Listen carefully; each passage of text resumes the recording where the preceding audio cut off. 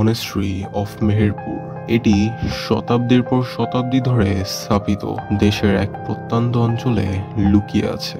বাইরে থেকে দেখলে মনে হয় এটি একটি পুরনো ভবন ছাড়ার কিছুই নয়, যা সময়ের সাথে সাথে ভুলে গেছে। কিন্তু যারা এর ইতিহাস জানে তারাই শুধুমাত্র সত্যিটা জানে। এই মনেস্ট্রিটা এক সময় একদল মঙ্কের আবাসস্থল ছিল, যারা রিচুয়ালস এবং ধর্মীয় অ্যাক্টিভিটিস দিয়ে তাদের জীবন উৎসর্গ করেছিলেন। কিন্তু বছর পর বছর ধরে পরিস্থিতির পরিবর্তন হতে থাকে। ডিপ কিউরিসিটির কারণে মঙ্কসরা ডার্ক সাইডে প্রবেশ করেন। তারা ব্ল্যাক ম্যাজিক অনুশীলন শুরু করে, কালো জাদুর রিচুয়ালস এবং নিষিদ্ধ জ্ঞানের সাধনা তাদের নেশায় পরিণত হয়। জ্ঞান অর্জনের সন্ধান হিসেবে যা শুরু হয়েছিল তা আরো বিপজ্জনক কিছুতে পরিণত হয়। তারা ক্ষমতা, নিয়ন্ত্রণ এবং আত্মাদের সাথে যোগাযোগ করার ক্ষমতার সন্ধান করে। তারা বিশ্বাস করতে শুরু করে যে তারা জীবিত এবং মৃতদের জগৎকে নিয়ন্ত্রণ করতে পারবে। মঙ্কসরা এই অনুশীলনগুলির গভীরে প্রবেশ করার সাথে সাথে তারা বাস্তবতার উপর নিজেদের দখল হারাতে শুরু করে, যার ফলে এই ধরনের অ্যাক্টিভিটিস তাদেরকে ধ্বংস করে দিতে শুরু করে। বলা হয়ে থাকে যে তারা যে আত্মাদের ডেকে এনেছিল সেগুলো তারা কখনো এই মনেস্ট্রি ছেড়ে যায়নি, বরং তারা এই ভবনের দেয়ালের মধ্যেই আটকে থেকে যায়। আজ এটি পরিত্যক্ত। এর এক সময়ের পবিত্র হলগুলি নীরব, কিন্তু এর চারপাশের বাতাস ঘন এবং এক অস্থির উপস্থিতি। স্থানীয়রা বলেছে যে যারা খুব কাছে যেতে সাহস করে তারা এটি অনুভব করতে পারে, যে অদ্ভুত শক্তি, বাতাসের ফিসফিসানি, কিছু একটা দেখছে এমন অনুভূতি। এবং অনেকেই বিশ্বাস করে যে মঙ্কসদের অতৃপ্ত আত্মারা এখনো তাদের তৈরি অন্ধকারে আটকা পড়ে আছে।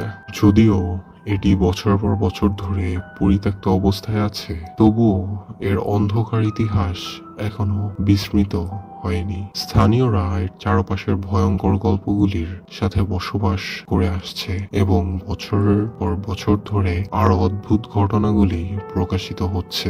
সবচেয়ে অবিশ্বাস্য গল্পগুলির মধ্যে একটি এসেছে একজন ব্যক্তির কাছ থেকে, যিনি ছোটবেলায় মনেস্ট্রিটির কাছে হেঁটে যাওয়ার কথা মনে করেন। তিনি এবং তার বন্ধুরা তাদের শোনা গুজব শুনে কৌতূহলী হয়ে কাছে যাওয়ার সিদ্ধান্ত নেন।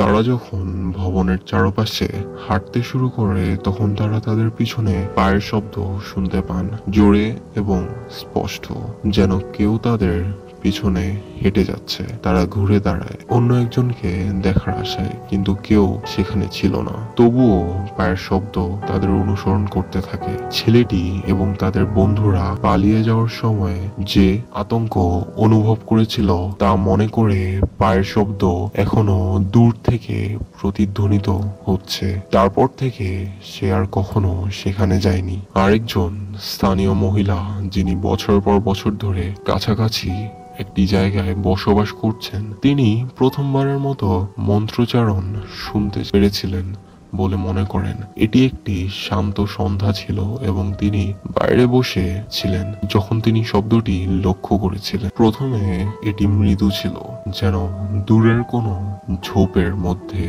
ধীর এবং ছন্দময়, যেন একটি দল প্রার্থনা করছে। প্রথমে তিনি ভেবেছিলেন এটি কেবল বাতাস, কিন্তু শব্দটি সেই পরিত্যক্ত মনেস্ট্রির গভীর থেকে আসছিল। তিনি বলেছিলেন যে এটি বাতাস নয়, কারণ ঝোপের শব্দ খুব স্পষ্ট ছিল। তিনি এলাকার অন্যদের সাথে তার অভিজ্ঞতা ভাগ করে নিয়েছিলেন এবং তাকে অবাক করে দিয়ে অনেকেই দাবি করেছিলেন যে তারা একই কথা শুনেছেন।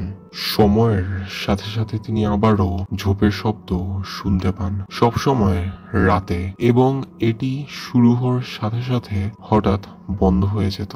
স্থানীয়দের কেউ কেউ তদন্ত করার সাহস করে না, তবে তারা সকলেই একমত যে শব্দটিতে কোনো কিছু একটি লুকিয়ে রয়েছে। এক তরুণ দম্পতি এক সন্ধ্যায় মনেস্ট্রির কাছে ক্যাম্প করার সিদ্ধান্ত নেয়। তারা ভেবেছিল এটি একটি অ্যাডভেঞ্চার হবে, একটি পরিত্যক্ত ভুতুড়ে জায়গায় রাত কাটাবে। কিন্তু তাদের অ্যাডভেঞ্চার দ্রুত একটি দুঃস্বপ্নতে পরিণত হয়েছিল।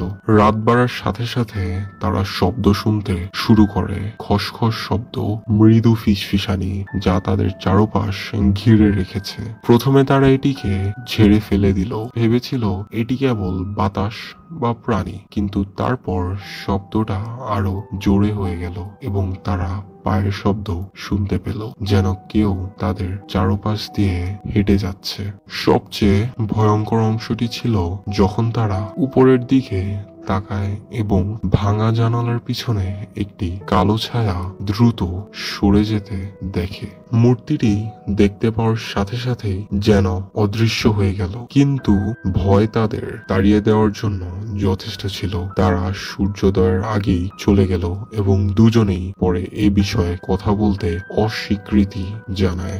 মেহেরপুর মনেস্ট্রি এমন একটি জায়গা যেখানে এটি পরিত্যক্ত হতে পারে, কিন্তু এর চারপাশের গল্পগুলি কখনো পরিত্যক্ত হবে না। মংসদের অতৃপ্ত আত্মা হোক বা তাদের অন্ধকারের ব্ল্যাক ম্যাজিকের শক্তি হোক, কিন্তু এখনো এমন কিছু আছে যা সেই জায়গাটির উপর নজর রাখে। এটি এমন একটি জায়গা যেখানে অতীত ঢেকে যেতে অস্বীকার করে, যেখানে জীবিত এবং মৃতের মধ্যে রেখা ঝাপসা হয়ে যায় এবং যারা সাহসী বা বোকা খুব কাছে যেতে পারে তাদের জন্য মনেস্ট্রির রহস্যগুলি সহজে ভোলা যায় না।